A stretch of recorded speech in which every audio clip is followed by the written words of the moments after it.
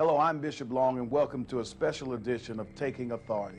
Today we're going to talk about HIV and AIDS and how it is moving across this nation. A matter of fact, I'm going to allow you to see the reality of the terror of HIV and AIDS over the past 2 decades. Watch this.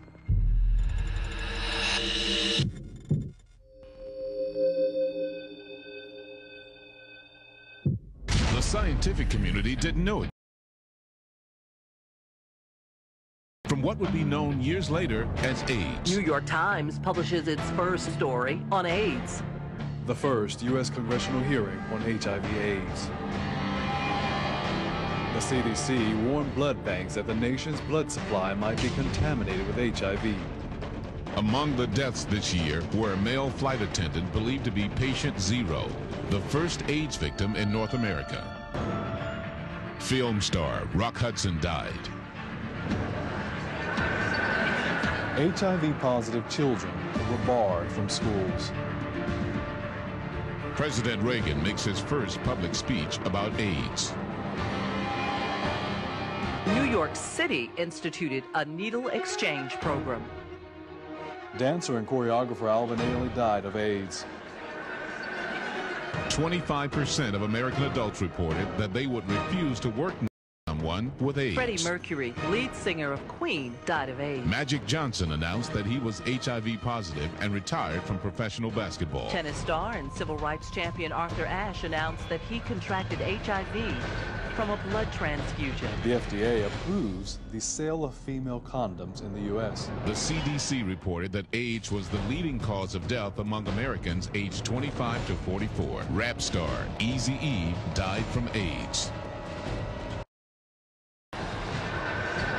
The era of the AIDS cocktail was born. The AIDS memorial quilt was displayed in Washington, filling the National Mall from the Capitol to the Washington Monument. African-American males now make up 40% of those diagnosed with HIV. AIDS was reported to be the leading cause of death among African-American men.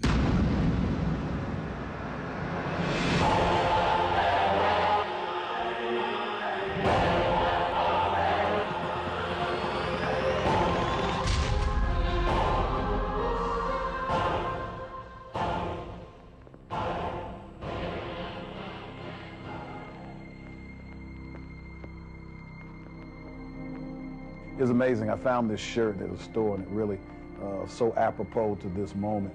It says, "Don't worry, I forgot your name also." What you just witnessed are people that you probably knew, but there's been over 33 million who have died from HIV/AIDS and 1.3 million that have died in this country alone. Isn't it amazing? We're not worrying, and people that we don't even know are dying every day. It's amazing because in this, African Americans are affected the most. African American women especially have to be very, very careful. Our youth and men having sex with men and then passing on this dreadful disease to women. In all of that, it is ravishing our neighborhoods, taking away our family members, and nobody's really worried. I want to stir up your spirit and stir up your consciousness and make this real to you. So right now we're going to join a young lady that I want to introduce to you. A single mother of 4 children residing in Atlanta, Freda Jones, and you'll see her story and it'll become part of you. Good morning, how you doing this morning, dear? It's cold enough out there for you? I know. My name is Freda Jones. I was diagnosed with HIV in June of 2002. Hi, Mr. Hightower, hi, how you doing today? This is Miss Jones. I was calling to follow up on you. I noticed that you have a doctor's appointment that was scheduled on last week. I want to ask you, how did things go? Okay. So did you find out what your, what's the status of your T cells? Okay, that's doing good. So it has gone up. Okay, your viral load is, oh, excellent. Is undetectable now? Oh, that's good. So that means you have been taking your medication properly? Oh, wonderful, wonderful. Okay, so let me schedule an appointment with you for next week. Okay, that will be fine. 3 o'clock? Okay, I'm going to put that in your file, and I look forward to seeing you Thursday at 3 o'clock. All right, thank you. Have a good day. If you need any more, if you have any questions, just feel free to give me a call. Thank you. Have a good day. Bye-bye. My family, they knows my status. My kids, they know my status. How I disclose my status to my kids, I had them to do a report on HIV, and how it affects your life. So my kids got educated about HIV, and they know you can live a longer, healthier life. Years ago, I was a very disobedient person. I thought I had to hang out at the clubs where people had on suits and ties. And I met this young man. We decided to get in the relationship, and we moved in together. Then one day, about 5 years ago, we both got sick. I just decided I need to go and get tested for everything. HIV, syphilis, herpes, gonorrhea. I decided to go down to Greater Hospital and go and get tested. And 2 weeks later, I went back down there, and the doctor told me, he said, well, Ms. Jones, everything is negative except, and I looked at him like, okay, except what? He said, except HIV. So I sat there and I cried like, oh my goodness.